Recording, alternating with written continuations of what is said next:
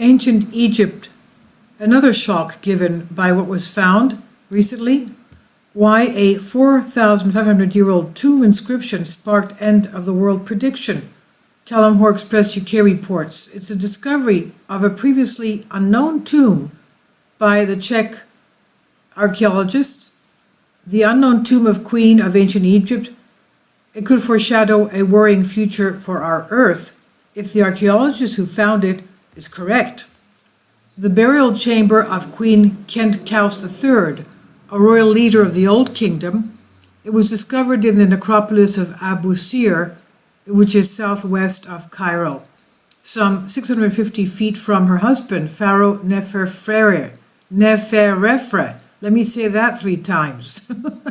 Neferefre, also known as Reneferef, yes, in 2016. This helped shine on what the project leader, Professor Miroslav Barta, says, a black patch in the history of the Old Kingdom. This is what the team from the Czech Institute of Egyptology think the inscription inside may help offer insight into an era not too dissimilar from our own. Alongside the human remains that were found, archaeologists discovered pottery, woodwork, copper, and also animal bones. These items, coupled with the inscriptions, offered clues into the life the queen was living, and it may not have been very glamorous. Professor Bart said in 2016, it was a crucial period when the Old Kingdom started to face major critical factors. Now, before I go on, remember what happened around 5000 BC. We recently had archaeologists and geologists looking at Google Earth around the southwest corner of Egypt towards Ethiopia. They found that there was an asteroid strike there. And at that asteroid strike, they found the crater. After looking at Google Earth, they went and did a field trip. They found the crater. They also found that that caused earthquakes and volcanic eruptions. And looking at the area of southeast, if you go to Google Earth, the southeast corner of Egypt, right there you'll see that there's fantastic lava fields, and they look as if they were just erupted yesterday. They're so clean, even though the desert is full of sand. And you usually get sandstorms, moving sand dunes, but you have these very clean-looking lava flows, and it's strewn with volcanoes there.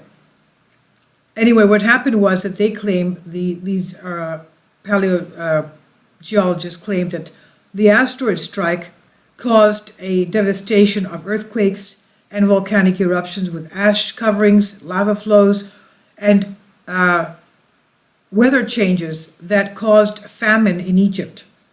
And that went up to the time of, the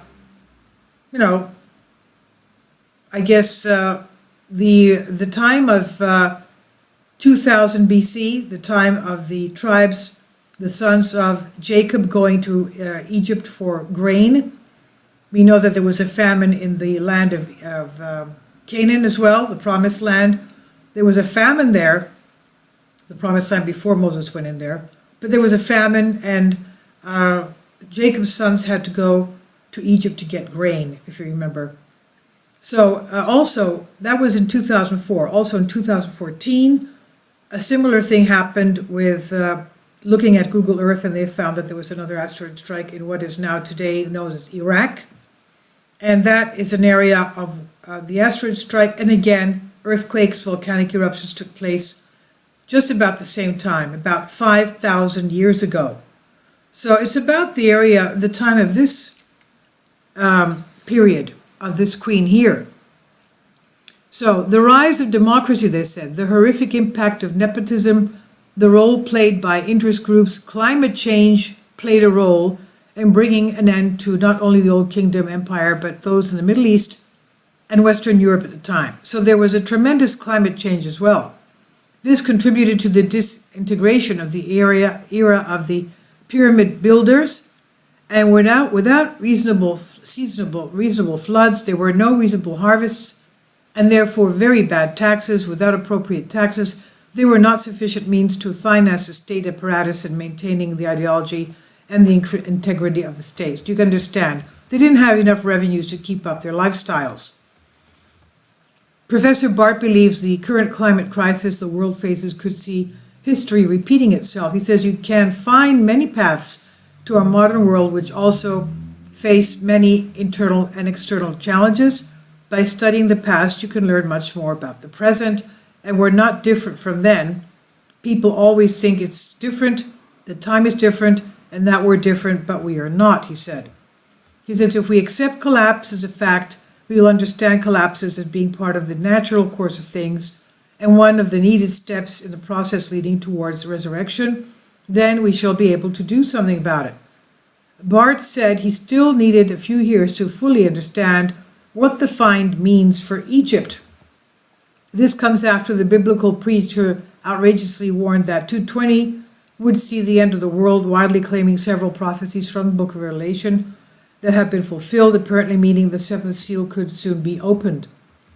Okay, look, there are people that at the end of every year come out with prophecies like this, but prophecy is prophecy. At one time it will come about, and we have to be aware of that.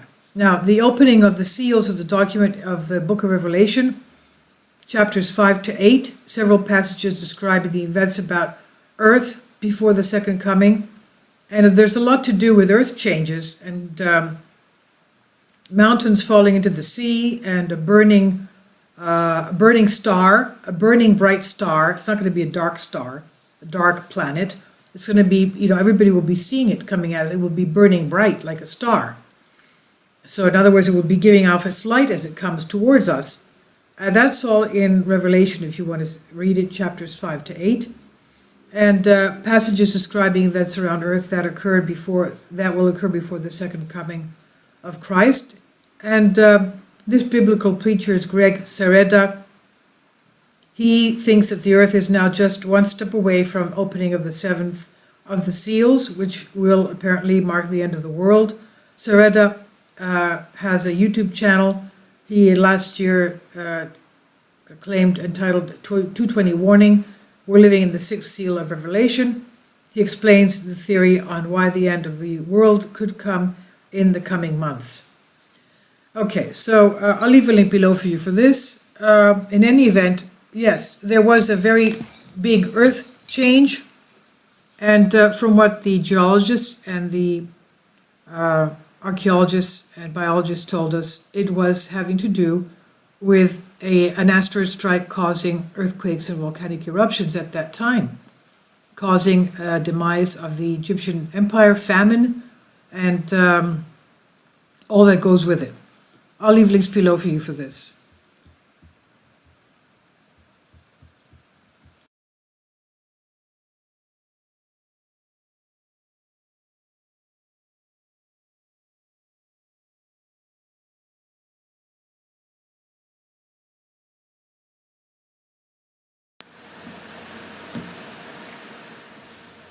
If you'd like to join me on my Patreon account, you will hear content not covered by mainstream media.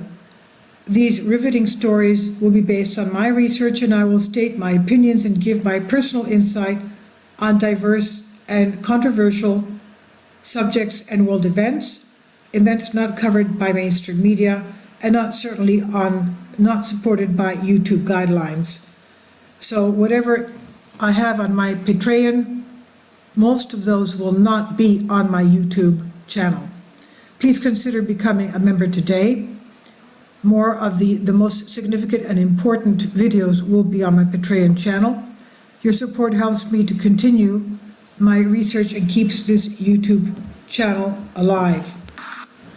And we depend on your support, your generous charity, because we help economically challenged families here in Athens, Greece, in Kapota, and we also help the young generation with university tuition and the community around our church.